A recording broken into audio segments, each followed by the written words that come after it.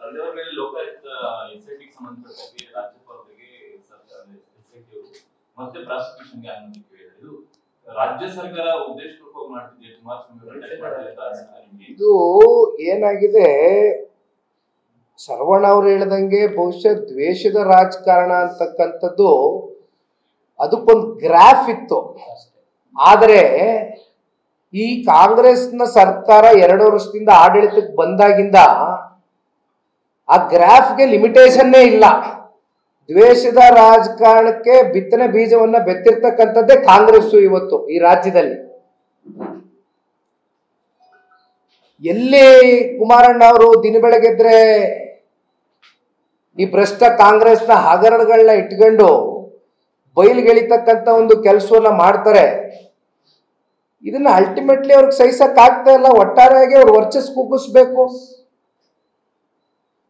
ಆದ್ರೆ ಒಂದಣ್ಣ ನಾನು ಬಹಳ ಸ್ಪಷ್ಟವಾಗಿ ಹೇಳ್ತೇನೆ,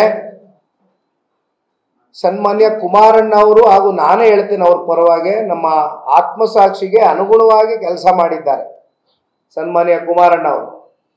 ಹಾಗಾಗಿ ಇದೇನೇ ಪೊಲಿಟಿಕಲ್ ವೆಂಜನ್ಸು ಇವತ್ತು ನಮ್ಮ ವಿರುದ್ಧವಾಗಿ ಅವರು ಎಸಿಬಹುದು. ಇದನ್ನ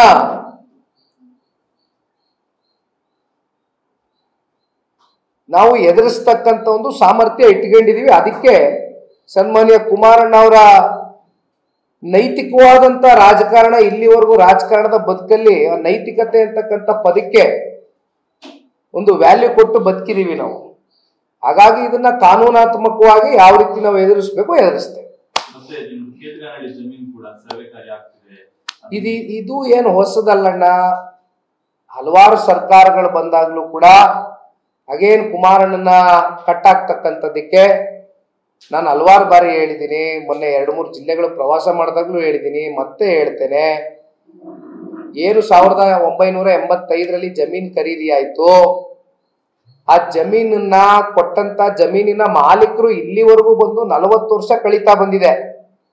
ಯಾರು ಕೂಡ ಬಂದು ನಮ್ಗೆ ಅನ್ಯಾಯ ಆಗಿದೆ, ನಮ್ಗೆ ಅನ್ಯಾಯ ಮಾಡಿ ನೀವು ಆ ಜಮೀನನ್ನು ತಗೊಂಡಿದ್ದೀರಾ ಅಂತಕ್ಕಂಥ ಆರೋಪ ಇಲ್ಲಿವರೆಗೂ ಯಾರು ಬಂದು ಬೀದಿಗಿಳಿದು ಮಾಡಿಲ್ಲ. ಆದ್ರೆ ಮೊನ್ನೆ ಈ ಹೊಸದಾಗಿ ಮತ್ತೆ ಪಾಪ ಏನು ಪ್ರಾರಂಭ ಮಾಡಿದ್ದಾರೆ ಕಾಂಗ್ರೆಸ್ನವರು ಕೇತ್ಗಾನಹಳ್ಳಿ ಜಮೀನು ವಿಚಾರವಾಗಿ, ಅವರೇ ಕೆಲವೊಂದಷ್ಟು ಜನ ಕಳಿಸಿ 40 ವರ್ಷದಿಂದ ಇಲ್ಲದೆ ಇದ್ದಂತ ಇಶ್ಯೂ ಈಗ ಎಲ್ಲಿಲ್ದೇ ಇರೋ ಇಶ್ಯೂ ಉದ್ಭವ ಆಗ್ಬಿಡ್ತದ.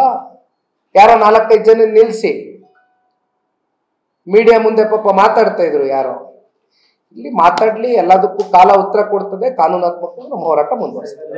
ಮೂಡ ವಿಚಾರದಲ್ಲಿ ಬಿಜೆಪಿ ಜೆಡಿಎಸ್ ಪಾದಯಾತ್ರೆ ಮಾಡ್ತಾರೆ, ರಾಜ್ಯಪಾಲರು ಪ್ರಾಸಿಕ್ಯೂಷನ್ ಕೊಟ್ಟರು. ಇವತ್ತು ಕುಮಾರಸ್ವಾಮಿ ವಿಚಾರದಲ್ಲಿ ಯಾಕೆ ಮೀನಾಮೇಷ ಎಣಿಸ್ತಾ ಇದೆ? ರಾಜ್ಯಪಾಲರು ಎಲ್ಲ ಕಡೆ ಬಿಜೆಪಿ ಜೆಡಿಎಸ್ ನ ಏಜೆಂಟ್ ಆಗಿ ವರ್ತನೆ ಮಾಡ್ತಾರೆ ಅಂತ ಸಚಿವ ಗುಂಡೂರಾವ್ ಪ್ರಶ್ನೆ ಮಾಡಿದ್ದಾರೆ. ನೋಡಿ,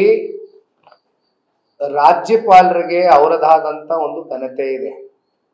ನಾವು ಯಾವಾಗ್ಲೂ ರಾಜ್ಯಪಾಲರನ್ನ ಉದ್ದೇಶಿಸಿ ಮಾತನಾಡಬೇಕಾದ್ರೆ ಘನತೆ ಹೊತ್ತ ರಾಜ್ಯಪಾಲರು ಅಂತ ಮನಸಾರೆ ಹೇಳ್ತೇವೆ. ರಾಜ್ಯಪಾಲರಿಗೆ ಈ ರೀತಿ ಈ ವಿಚಾರದಲ್ಲಿ ಹೇಳಿರ್ತಕ್ಕಂಥದ್ದು ಸರಿಯಲ್ಲ. ರಾಜ್ಯಪಾಲರು ಸ್ವತಂತ್ರರಿದ್ದಾರೆ. ಅವರು ಯಾವ ರೀತಿ ಬೇಕಾದ್ರೂ ತೀರ್ಮಾನ ಮಾಡ್ತಕ್ಕಂಥ ಸ್ವತಂತ್ರ ರಾಜ್ಯಪಾಲರಿಗಿದೆ.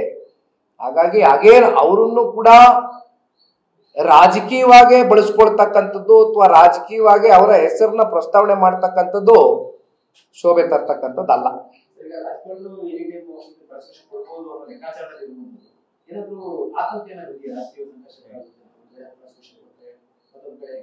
ಈಗ ಆತಂಕ ಯಾರಿಗಿರ್ಬೇಕು? ನಾವು ತಪ್ಪು ಮಾಡಿದೀವಿ ಅಂತಕ್ಕಂಥದ್ದು ಆದಾಗ ಸಹಜವಾಗಿ ಆತಂಕ ಇರಬೇಕು. ಆದ್ರೆ ಕುಮಾರಣ್ಣ ಅವರು ಇಲ್ಲಿವರೆಗೂ ತಗೊಂಡಿರ್ತಕ್ಕಂಥ ನಿರ್ಣಯಗಳು, ತೀರ್ಮಾನಗಳು ಯಾವ ಎಕ್ಸ್ಚೆಕ್ಕರ್ಗೂ ಕೂಡ 1 ರೂಪಾಯಿ ಸರ್ಕಾರದ ಖಜಾನೆಯ ದುಡ್ಡು ಯಾರಿಗೂ ಕೂಡ ಮೋಸ ಆಗಿಲ್ಲ. ಕನ್ನಡಿಗರ ದುಡ್ಡು ನಮ್ಮಲ್ಲಿ ಸ್ಪಷ್ಟತೆ ಇದೆ. ಹಾಗಾಗಿ ಇಲ್ಲಿ ಆತಂಕ ಪಡ್ತಕ್ಕಂಥ ಪ್ರಶ್ನೆ